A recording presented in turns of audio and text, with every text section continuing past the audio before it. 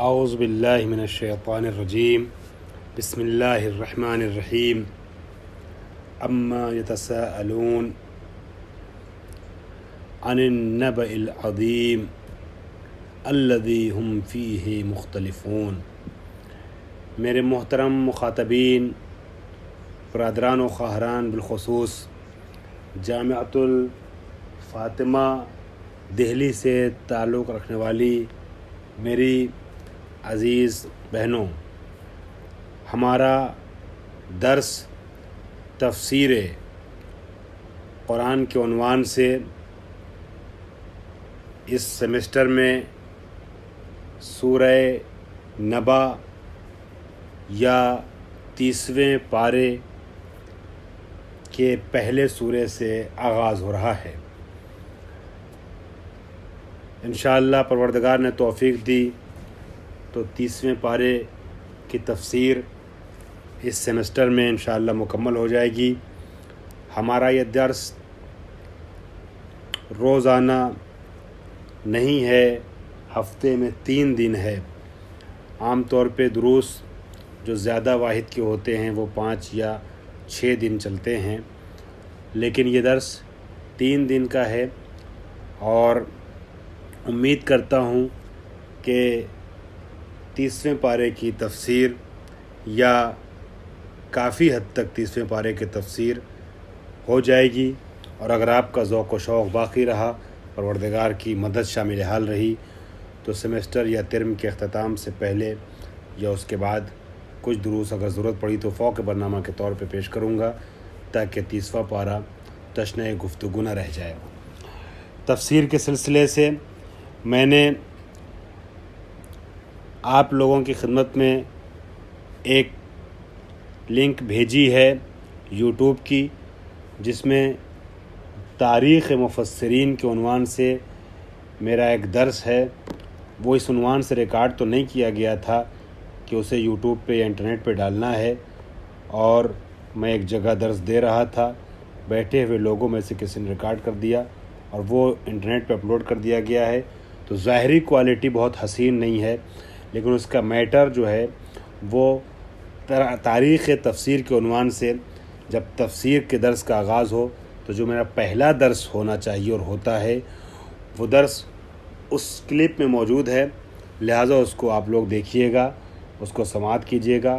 اس میں جناب امیر المومنین اور حضرت ابن عباس سے لے کر کے میں نے ناصر مکارم شیرازی صاحب اور علامہ طباطبائی، آیت اللہ ناصر مکارم شیرازی اور علامہ طباطبائی، اور آغائے محسن قراتی اور آغائے جوادی، اور استاد محترم آیت اللہ جوادی آملی، یہ دونوں ہمارے استاد ہیں، آیت اللہ جوادی آملی بھی اور آیت اللہ محسن قراتی بھی۔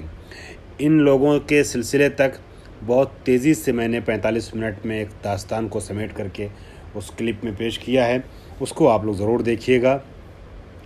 لہٰذا میں تمہید کی گفتگو جو ہونی چاہیے معرفی مفسرین کے عنوان سے، علماء کے حوالے سے، تاریخ تفسیر کے عنوان سے، اس کو نہیں پیش کر رہا ہوں، اور یہ ساری تفصیلات تفسیر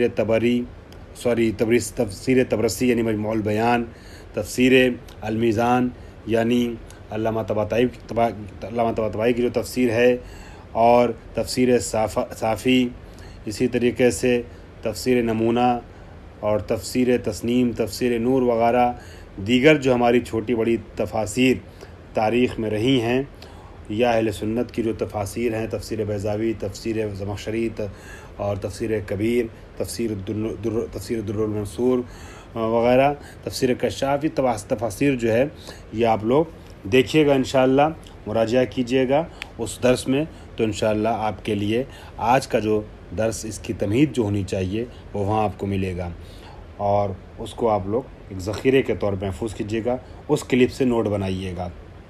اور آج میں بغیر اس 1 گھنٹے کی تمہید کے یا آدھے گھنٹے کی تمہید کے اصل تفسیر میں وارد ہونا چاہ رہا ہوں۔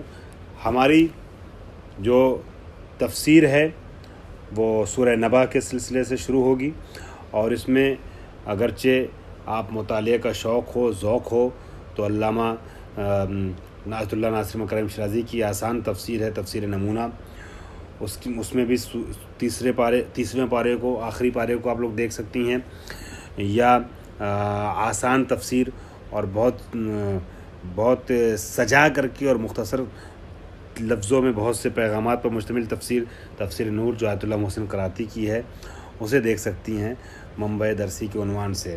حالانکہ سب سے اہم تفسیر ہمارے یہاں تفسیر المیزان ہے، جس کو ابھی فی الحال آپ کو دیکھنے کی میں دعوت نہیں دے رہا ہوں، کسی کو شوق ہو جائے تو بہت اچھی بات ہے۔ لیکن جو ہمارا درس ہے متن درسی، چونکہ درس ہے لہٰذا تفسیر نمونہ اور تفسیر میزان جیسی تفاسیر کو نہیں رکھا جا سکتا ہے، معیار نہیں بنایا جا سکتا ہے، چونکہ اتنا وقت نہیں رہتا ہے کہ تفصیلی تفسیر کو متن درسی کے عنوان سے منتخب کیا جائے۔ میں مختلف تفاسیر کے خلاصے آپ کی خدمت میں اپنی طرف سے عرض کروں گا کئی مقامات پر، لیکن آپ کے لیے متن تفسیری جو ہے تفسیر شبر، ہمارے ہاں شبر تلفظ کرتے ہیں، لیکن جو عرب میں رائج ہے اور جو رائٹر کے نام کے آگے جو کئی بار اعراب کے ساتھ بھی لکھا ہوتا ہے، تفسیر شبر جو ہے، یہ تفسیر شبر آپ لوگ دیکھیے گا، یہ علامہ شبر کی تفسیر ہے، اور اس کی میں بیچ میں اس کے پیجز کچھ بھیجتا رہوں گا آپ کی خدمت میں، تاکہ آپ پیج سے مطابقت کرتے رہیں آپ لوگ۔ اور تفسیر شبر جو ہے وہ متن درسی ہے، امتحان جو ہے تفسیر شبر سے ہوگا۔ ہم بہت سے ایکسٹرا مطالب دیں گے، لیکن جو ایکسٹرا مطالب ضروری ہوں گے اس کے لیے ہم پہلے ہی بتا دیں گے آڈیو میں کہ یہ تو امتحان میں آ سکتا ہے، ورنہ آپ زیادہ پریشان نہ ہوں۔ امتحان کے لیے آپ کے پاس وہی مختصر متن رہے گا جو تفسیر شبر کا مختصر متن ہے۔ مثال کے طور پہ بہت سی تفصیلی تفسیروں میں جو ہے وہ سورہ نبا کی جو تفسیر کی گئی ہے وہ 50 یا 20 صفحے میں کی گئی ہے، لیکن یہاں آپ دیکھیں گی تو 3 صفحے سے بھی کم صفحات میں تفسیر نبا کی سورہ نبا کی تفسیر مکمل ہو گئی ہے۔ لہٰذا آپ کے لیے پریشان ہونے کی ضرورت نہیں ہے، یہی معیار درسی رہے گا، متن درسی رہے گا۔ اب آ جائیے سورہ نبا۔ سورہ نبا میں کل ملا کر کے 41 سورے ہیں۔ سورۃ النبا 41 آیتیں ہیں، 41 آیتن، اس میں کتنی آیتیں ہیں؟ 41 آیتیں ہیں، ٹھیک آیات ہیں، اور اس میں جو ہے بسم اللہ الرحمن الرحیم کو شامل کرتے ہوئے میں 41 آیت بنے گی، اور یہی بہتر ہے، بغیر بسم اللہ کے 40 آیتیں بنیں گی۔ بہرحال 41 آیتیں اس سورے میں ہیں، اور یہ سورہ مکی ہے۔ سورہ مکی کیوں اس کے اوپر لکھا ہوا ہے سورہ کی ابتدا میں؟ آپ کی خدمت میں عرض کروں، اگرچہ آپ میں سے اکثریت اس سے واقف ہیں، لیکن میں درس کے عنوان سے تکرار کرنا ضروری سمجھتا ہوں۔ ہمارے یہاں قرآن مجید میں 2 سورے ہوتے ہیں، کسی سورے کے آگے مکی لکھا ہوتا ہے، کسی سورے کے پہلے مدنی لکھا ہوتا ہے۔ جو سورہ مکے میں نازل ہوا ہے وہ مکی کہلاتا ہے، جو مدینے میں نازل ہوا ہے وہ مدنی کہلاتا ہے۔ مگر اس کا یہ جو میں بات بتانا چاہ رہا تھا وہ یہ ہے کہ ضروری نہیں کہ مکی سورہ اگر لکھا ہو تو اس میں ساری آیتیں مکی کی ہوں، مدنی سورہ لکھا ہو تو ساری آیتیں مدینے میں نازل ہونے والی ہوں۔ مدنی سورہ لکھا ہوتا ہے مگر اس میں کچھ آیتیں جو ہیں وہ مکے کی ہوتی ہیں، اور مکی سورہ لکھا ہوتا ہے لیکن کچھ آیتیں وہ ہیں جو بعد میں مدینے میں حضور پر نازل ہوئی ہیں۔ لیکن اسباب تغلیب جس سورے میں جہاں کی آیتیں زیادہ ہیں وہاں کا نام لکھا جاتا ہے، ٹھیک ہے۔ پہلی آیت جو ہے عما یتساءلون، کوشچن مارک سے گفتگو کا آغاز ہو رہا ہے۔ عما یتساءلون، نبی سے خطاب ہے، کس چیز کے بارے میں سوال کرتے ہیں؟ یہ جو ان ہے ما پر داخل ہوا ہے، اور ما کا الف گر گیا ہے، محذوف ہو گیا ہے، مخفف ہو گیا ہے، اس وجہ سے یہ اما ہو گیا ہے، ورنہ ان ما، ٹھیک ہے۔ کہتے ہیں بحذف الف ما مل استفہامیہ، ما استفہامیہ، ما یتساءلون، ٹھیک ہے۔ کیا پوچھتے ہیں؟ ان ما یتساءلون، کس چیز کے بارے میں پوچھتے ہیں؟ تو ما استفہامیہ کا الف حذف ہو گیا ہے، تفخیما لشأن المسئول عنہ، تفخیم کہتے ہیں بزرگی اور برتری اور بڑائی کو بتانے کے لیے، مسئول عن یعنی جس چیز کے بارے میں سوال ہو رہا ہے اس کے بڑائی اور اس کی عظمت کو سمجھانے کے لیے۔ یہ کبھی کبھی عربی گرامر کلاس سے ایسا ہوتا ہے، تفخیم کے لیے ما استفہامیہ کا الف کو گرا دیتے ہیں، اور ایسے حالات میں جیسے یہاں پر ہے کہ عن داخل ہوا ہے، ٹھیک ہے، تفخیما لشأن المسئول عنہ، مسئول عن کیا ہے؟ کس چیز کے بارے میں سوال ہوگا وہ بھی آگے آ رہا ہے، عن النبأ العظیم، کانوا یتساءلون فیما بینہم، یہ لوگ آپس میں سوال کرتے تھے عن البعث او غیرہ، قیامت کے بارے میں. بعث یعنی جب مبعوث ہو گئے، یعنی دوبارہ انسان ابھارا جائے گا، اٹھایا جائے گا. قیامت یا اس جیسی کسی اور چیز کے بارے میں سوال کرتے تھے. ٹھیک ہے، تو چونکہ مسئول عن بہت اہم ہے، بہت عظیم ہے، بہت بڑا ہے، نبأ عظیم، بڑی خبر ہے، تو اس کے لیے تفخیماً حمزہ ما استفہامیہ کو گرا دیا گیا ہے. سوال کرتے ہیں، اما یتساءلون، کس چیز سے سوال کرتے ہیں؟ عن النبأ العظیم، یہ لوگ جو ہیں وہ خبر عظیم کے بارے میں، بہت بڑی خبر کے بارے میں سوال کرتے ہیں. ٹھیک ہے، یہ بڑی خبر کیا ہے؟ اس میں بہت اختلاف ہے، کئی طریقے کے نظریات بتائے گئے ہیں. اس میں ایک نظریہ ہمارے یہاں جو تفصیلی کتابوں میں بہت مفصل سے اور استدلالات کے ساتھ بیان کیا گیا ہے، وہ نبأ عظیم یعنی ولایت امیر المومنین ہے. اور اس کے اوپر بعض علماء تحریر کرتے ہیں کہ عمرو عاص نے مولا کائنات کے سلسلے سے گفتگو کرتے ہوئے، اگرچہ دشمن تھا مگر یہ جملہ کہا تھا مولا کائنات کے بارے میں بات کرتے ہوئے کہ یہ جو ہے یہ ھذا نبأ عظیم، یہ جو ہے نبأ عظیم ہے. عمرو عاص جیسے انسان نے بھی اس بات کا اعتراف کیا تھا جو دشمن ہے مولا کا، ہے نا. تو بعض روایت میں یہ ہے کہ مراد ولایت امیر المومنین ہے، جس کا اعتراف خود بدترین دشمن عمرو عاص نے بھی کیا اور کہا هو النبأ العظیم، یہی نبأ عظیم ہیں. اور آگے چونکہ یہ آ رہا ہے کذبوا بآیاتنا، ہے نا، یہ ہماری نشانیوں کی تکذیب کرتے ہیں، اور جس نشانی کی تکذیب کی گئی اس میں سے اہم ترین نشانی ولایت ہے.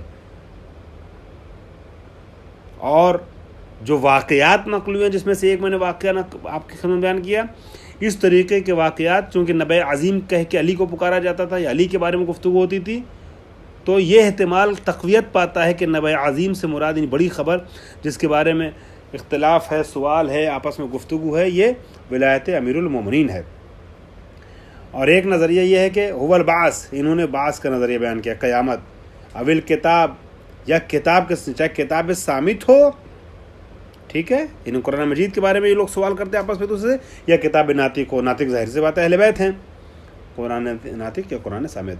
الذی ہم فیہ مختلفون بالتصدیق والتکذیب، بالتصدیق والتکذیب، یہ وہ خبر ہے کہ جس کے بارے میں یہ اختلاف کرتے ہیں، یعنی کچھ کہتے ہیں صحیح، کچھ تصدیق کرتے ہیں اور کچھ تکذیب کرتے ہیں. مثال کے طور پہ قیامت کا کچھ اعتراف کرتے ہیں، کچھ مخالفت کرتے ہیں.